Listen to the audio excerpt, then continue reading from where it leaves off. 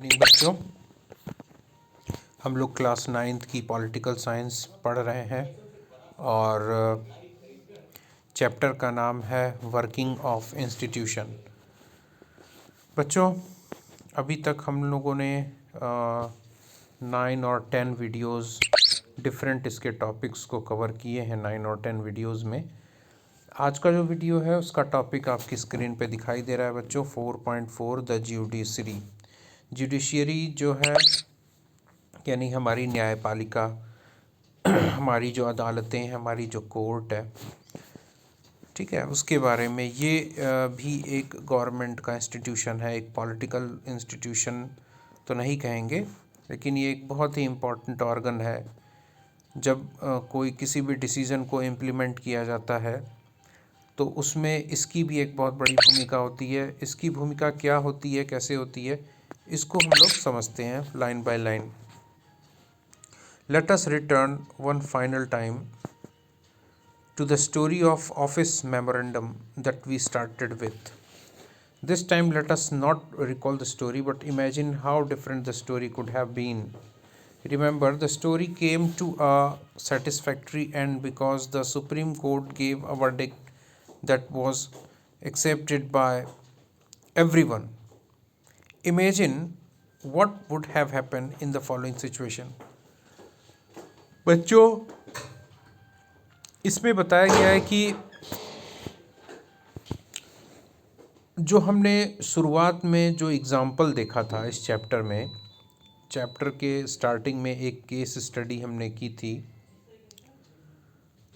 जिसमें कि मंडल कमीशन की जो रिकमेंडेशन थी उसको किस तरह से प्राइम मिनिस्टर वीपी सिंह और उनके कैबिनेट ने उसको डिसाइड किया कि वो इम्प्लीमेंट करेंगे और फिर एक ऑफिस मेमोरेंडम जारी हुआ था। उसके बाद फिर काफ़ी इंसर्जेंसी जैसी कंडीशन हो गई थी, बहुत डिस्प्यूट हुआ था, बहुत विवाद हुआ था और देश में जगह जगह क्या बोलते हैं, रॉयट जैसे, दंगे जैसी स्थिति हो गई थी। विरोध प्रदर्शन कभी कभी वायलेंट हो जा रहे थे, बहुत विवाद हुआ था। उसके बाद बच्चों ये मामला कोर्ट में गया था, सुप्रीम कोर्ट में गया था और सुप्रीम कोर्ट ने एक वर्डिक्ट दिया था, यानी एक डिसीज़न दिया था, निर्णय दिया था, जिस डिसीज़न को सबने माना। तो अब ये बोल रहा है कि आप कल्पना कीजिए कि जो निम्नलिखित परिस्थितियों में क्या होता, ठीक है। अब वो परिस्थितियाँ क्या हैं उसको हम लोग पढ़ते हैं। पॉइंट नंबर 1 है, if there was nothing like a supreme court in the country. क्या होता यदि सुप्रीम कोर्ट जैसी कोई संस्था हमारे देश में नहीं होती। दूसरा, even if there was a supreme court, if it had no power to जज एक्शंस ऑफ द गवर्नमेंट। मान लेते कि सुप्रीम कोर्ट होती हमारे देश में, लेकिन सुप्रीम कोर्ट के पास ये शक्ति न होती कि वो सरकार के आदेश पर कोई निर्णय दे सकती थी या सरकार के आदेश को वो जज कर पाती, ठीक है। तीसरी कंडीशन है, even if it had the power, if no one trusted the supreme court to give a fair verdict. तीसरे परिस्थिति में कह रहा है कि कल्पना करिए कि ठीक है, सुप्रीम कोर्ट होता, सुप्रीम कोर्ट के पास पावर भी होती जज गवर्नमेंट के डिसीजन को जज करने की, लेकिन अगर मान लो ऐसी परिस्थिति होती कि सुप्रीम कोर्ट के डिसीजन पर किसी को विश्वास न रहता कि सुप्रीम कोर्ट एक सही वर्डिक्ट देगा, एक सही डिसीजन, एक सही जजमेंट देगा, ऐसा किसी को विश्वास ही ना होता। नेक्स्ट है, even if it gave a fair judgement if those who appealed against the government order did not accept the judgement. कि चलो मान लिया कि सुप्रीम कोर्ट एक बहुत ही ईमानदार तरीके से, बहुत ही निष्पक्ष रूप से डिसीजन या जजमेंट या आदेश देता, लेकिन जिन लोगों ने उस आदेश के खिलाफ अपील की थी गवर्नमेंट ऑर्डर के खिलाफ, वो उस जजमेंट को मानते ही नहीं, कि हम नहीं मानते सुप्रीम कोर्ट के जज को, ऐसा होता। तो ये कह रहा है कि इसने मतलब आपको ये कंडीशन, ये इमेजिनरी कंडीशन दी है, काल्पनिक, की क्या होता यदि ऐसा होता। तो ये सारे जो चीज़ें आपके सामने लाई गई हैं वो इसलिए कि आप एनालाइज करो, विश्लेषण करो कि सुप्रीम कोर्ट क्यों एक लोकतांत्रिक संस्था के लिए इतना ज़्यादा महत्वपूर्ण है, आखिर क्या करता है ये। This is why an independent and powerful judiciary is considered essential for democracies. इसीलिए इन्हीं परिस्थिति, ये जो इमेजिनरी परिस्थिति, ये जो काल्पनिक परिस्थिति आपके सामने लिखी गई है, इन्हीं सब से बचने के लिए लोकतांत्रिक देशों में ये अति आवश्यक है कि एक स्वतंत्र और शक्तिशाली न्यायपालिका बहुत जरूरी है। All the courts at different levels in a country put together are called the judiciary। हमारे देश में जितनी भी अदालतें हैं, चाहे वो निचले स्तर की अधीनस्थ सबॉर्डिनेट कोर्ट्स जिनको बोलते हैं जिला स्तर पर हो, इसके बाद हाई कोर्ट हो, सुप्रीम कोर्ट हो, जितनी भी सब अदालतें हैं वो सब मिला करके हम लोग क्या बोलते हैं, जुडिशरी, न्यायपालिका। The Indian judiciary consist of a supreme court for the entire nation, high courts in the states, district courts and the courts at local level. भारतीय न्यायपालिका या न्याय व्यवस्था में एक सुप्रीम कोर्ट है जो कि पूरे राष्ट्र, पूरे देश के लिए है। अलग अलग राज्यों में हाई कोर्ट्स हैं। इसके अलावा जिला स्तर पर, डिस्ट्रिक्ट लेवल पर डिस्ट्रिक्ट कोर्ट्स हैं, ठीक है। और भी स्थानीय अदालतें हैं कई तरह की। तहसील स्तर पर भी, जिसको हम लोग सब डिवीज़न बोलते हैं, उस लेवल पे भी सबऑर्डिनेट कोर्ट्स होती हैं, ठीक है। तो सब मिला करके न्यायपालिका कहलाता है। India has an integrated judiciary. Bharat में एकीकृत न्याय व्यवस्था, एकीकृत यानी अलग अलग, जैसे अलग अलग राज्यों की अलग अलग सुप्रीम कोर्ट नहीं है, ठीक है। हमारे देश में नीचे से ऊपर हम लोग अगर जाते हैं तो वो एक होते जाते हैं, यानी हम जिला स्तर से अगर ऊपर की तरफ बढ़ें तो हाई कोर्ट, हाई कोर्ट के बाद सिर्फ एक, सारी अदालतें, देश की जितनी भी अदालतें हैं वो भारत के एक ही सुप्रीम कोर्ट के सुपरविज़न में है, ठीक है। तो इसलिए इसको हम लोग बोलते हैं integrated judiciary. It means the supreme court controls the judicial administration in the country. यानी मैंने बताया ना कि भारत का जो सर्वोच्च न्यायालय है, सुप्रीम कोर्ट है, वो पूरे देश में जितना भी न्यायपालिका से जुड़ा प्रशासन है उसको वो नियंत्रित करता है, कंट्रोल करता है। Its decision are binding on all other courts of the country. It can take up any dispute, है ना। और सुप्रीम कोर्ट का जो डिसीजन है, उसका जो निर्णय है, वो भारत में जितनी भी अदालतें हैं उन सबको मानना होगा। और ये सुप्रीम कोर्ट किसी भी तरह के विवाद पर अपना फैसला दे सकता है। जैसे कैसे, कौन कौन से विवाद? First, between citizens of the country, अगर एक नागरिक का दूसरे नागरिक के साथ विवाद हो। बिटवीन सिटीजन्स एंड गवर्नमेंट, यदि नागरिक का सरकार से कोई विवाद हो। बिटवीन टू और मोर स्टेट गवर्नमेंट्स, दो या दो से अधिक राज्यों के बीच में आपस में कोई विवाद हो। And between governments at the union and state level, केंद्र सरकार का और राज्य सरकार के बीच का कोई विवाद हो। हर मामले में सुप्रीम कोर्ट डिसीजन दे सकता है। It is the highest court of appeal in civil and criminal case. ये अपील करने का सबसे सर्वोच्च अदालत होती है, चाहे वो सिविल मामला हो चाहे क्रिमिनल केसेस हो। मतलब अपीलेट जुरिडिक्शन का मतलब होता है बच्चों जब कोई केस लोअर कोर्ट में, कोई भी केस जो है सबसे पहले लोअर कोर्ट में ट्रायल में आता है। यदि जो पक्षकार हैं यानी जो पार्टीज़ हैं, अगर वो संतुष्ट नहीं होती फैसले से लोअर कोर्ट के, तो वो लोग अपील करते हैं हाई कोर्ट में। हाई कोर्ट के फैसले से भी अगर वो संतुष्ट नहीं है तो फिर वो अपील करते हैं सुप्रीम कोर्ट में। तो सुप्रीम कोर्ट में अपील करने के बाद वहाँ पर फाइनल वर्डिक्ट, फाइनल डिसीजन दे दिया जाता है। ठीक है, इसलिए ये जो है हाईएस्ट कोर्ट ऑफ अपील माना जाता है। It can hear appeals against the decision of the high courts, यानी हाई कोर्ट के डिसीजन के खिलाफ भी सुप्रीम कोर्ट सुनवाई कर सकता है, हियरिंग कर सकता है। ठीक है, इसीलिए बोलते हैं इसको highest court of appeal. Independence of the judiciary means that it is not under the control of the legislature or the executive. न्यायपालिका की स्वतंत्रता का मतलब ये होता है बच्चों कि हमारी जो न्यायपालिका है वो न तो विधायिका और न कार्यपालिका, इन दोनों के नियंत्रण में नहीं है।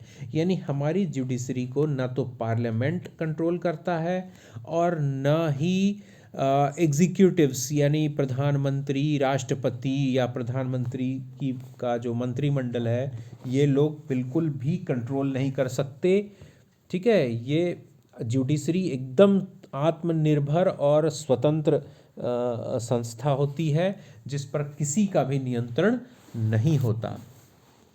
ठीक है, द जजेस do not act on the direction of the government और according to the wishes of the party in power. जो हमारे जज होते हैं, न्यायाधीश होते हैं, वो सरकार के निर्देशों का पालन करने के लिए बाध्य नहीं होते और न ही उस राजनीतिक दल की इच्छा के अनुसार अपना निर्णय देते हैं जो शासन या सत्ता में होता है। ठीक है, that is why all modern democracies have courts that are independent of the legislator and executive. इसीलिए बच्चों आज विश्व में जितने भी आधुनिक लोकतंत्र हैं, ठीक है, वो स्वतंत्र होते हैं विधायिका और कार्यपालिका से।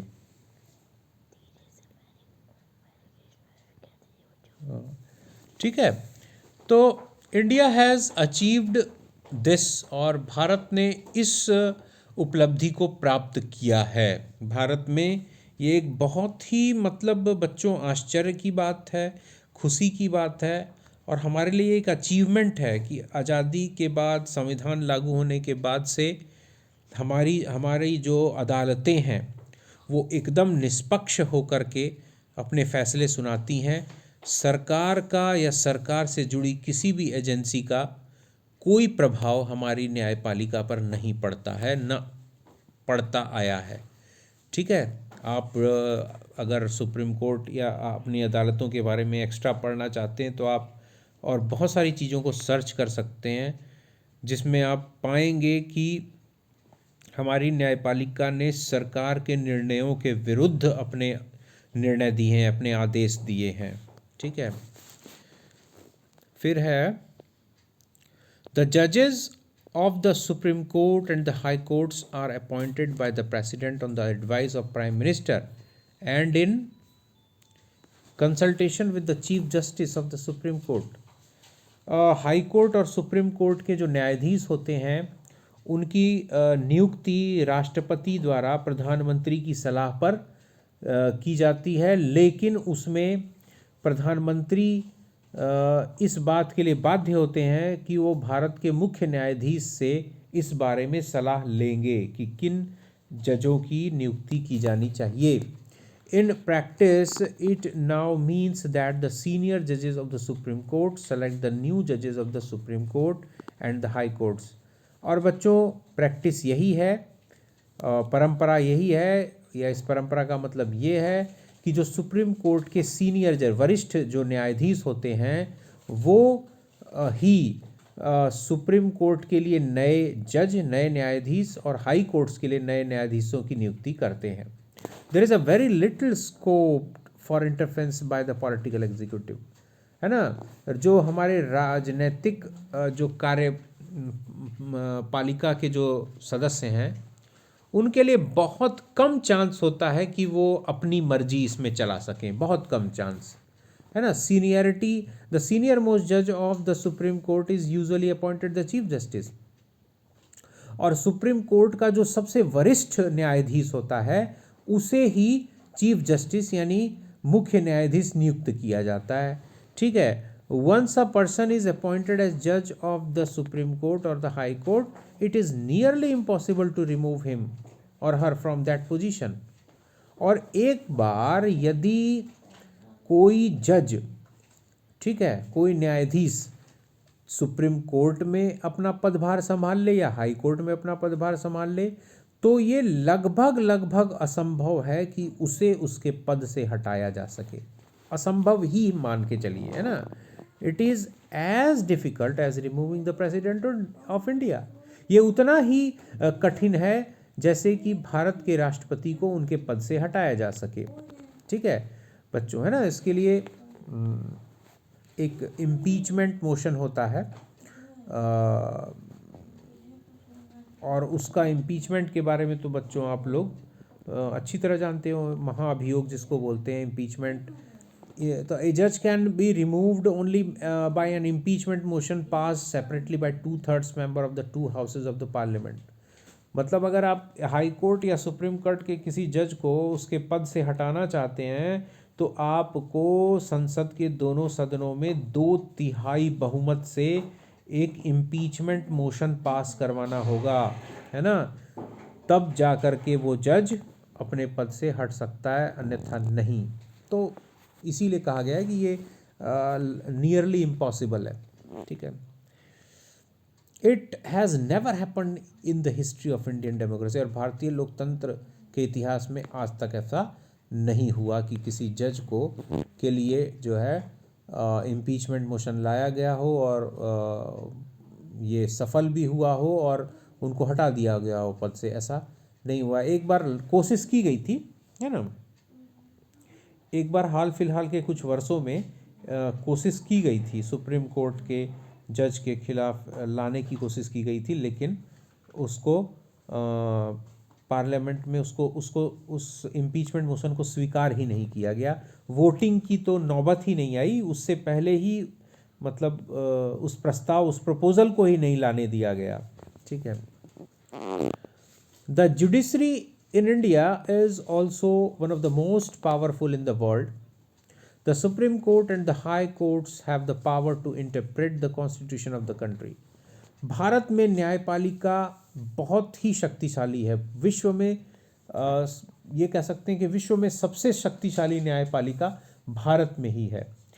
भारत की सर्वोच्च अदालत सुप्रीम कोर्ट यानी सर्वोच्च न्यायालय और हाई कोर्ट यानी उच्च न्यायालय, उन्हें इस बात की शक्ति है कि वो भारत के संविधान को इंटरप्रेट करें, उसको उसकी व्याख्या करें। ठीक है, उसको परिभाषित करें, उसकी व्याख्या करें। यानी कहने का मतलब कि संविधान में कहाँ पर क्या कहा गया है। संविधान की भाषा कई जगह थोड़ी कठिन होती है, थोड़ी डिफ़िकल्ट होती है, और उसके एग्जैक्ट मीनिंग को कि मतलब उसका क्या अर्थ निकल रहा है उसको साधारण आदमी नहीं समझ सकता। तो कभी कभी ऐसी चीज़ें सामने आ जाती हैं कि भाई ये जो अनुच्छेद है, ये आर्टिकल है या ये जो लाइन है कॉन्स्टिट्यूशन में, इसका क्या मतलब है, इसको हम किस तरीके से परिभाषित करें। तो ऐसे मामले में जो भारत की सर्वोच्च अदालत, सर्वोच्च न्यायालय जो है, सुप्रीम कोर्ट है, और जो हाई कोर्ट है, उसे ही शक्ति है कि वो समझाए जनता को या सरकार को कि संविधान की इस बात का या इस लाइन का मतलब ये है। वो परिभाषित कर सकते हैं, व्याख्या उसकी कर सकते हैं, उनको पावर है। क्यों? क्योंकि बच्चों सुप्रीम कोर्ट को कॉन्स्टिट्यूशन का गार्जियन माना जाता है।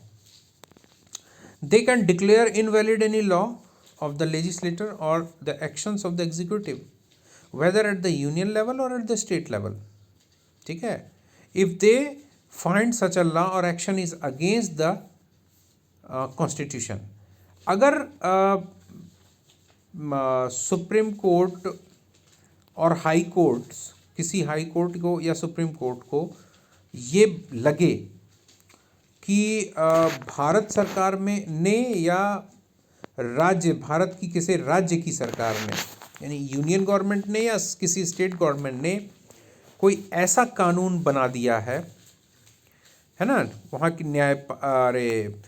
विधायिका ने या कार्यपालिका ने कोई ऐसा काम कर दिया है या विधायिका ने ऐसा कोई कानून बना दिया है जो कि संविधान की खिलाफत करता है, यानी संविधान के मूल उद्देश्य के खिलाफ है, तो हमारी ये जो भारत की अदालतें हैं, यानी भारत की सर्वोच्च अदालत और हाई कोर्ट, ये उसे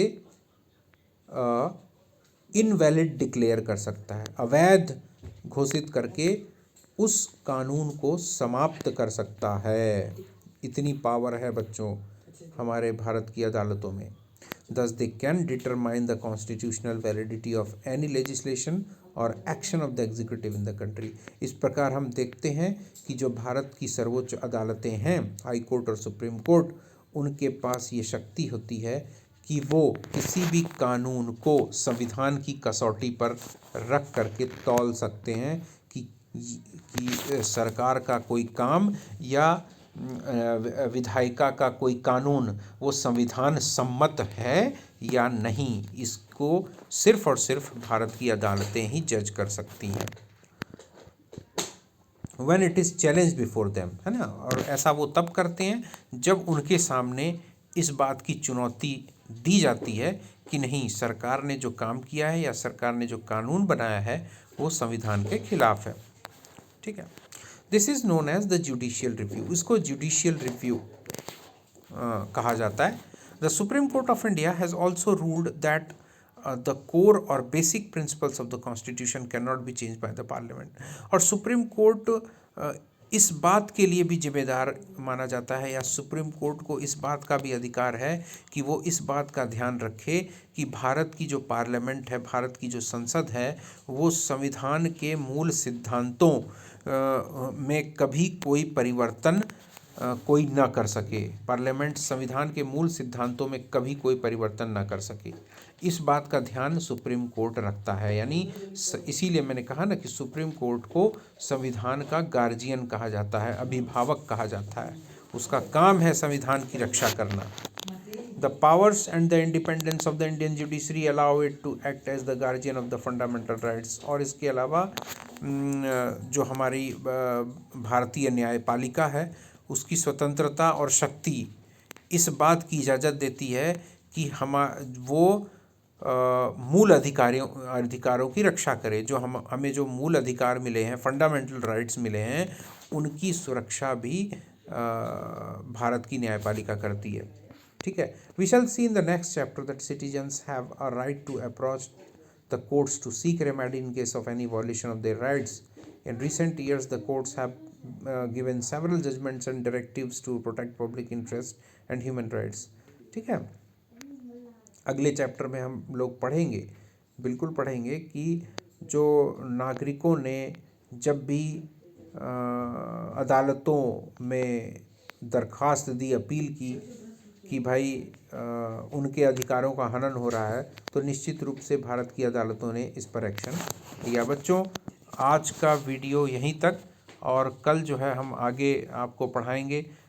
बच्चों देखो, तुम्हारी स्क्रीन पे टाइम हो चुका है, रात के 12 बज चुके हैं, और रात के 12 बज चुके हैं, इसका मतलब 25 दिसंबर है। तो सबसे पहले तो मैं यही बोलूँगा, चाहे सबसे लास्ट में मैं ये बोलूँगा बच्चों, merry Christmas to you all.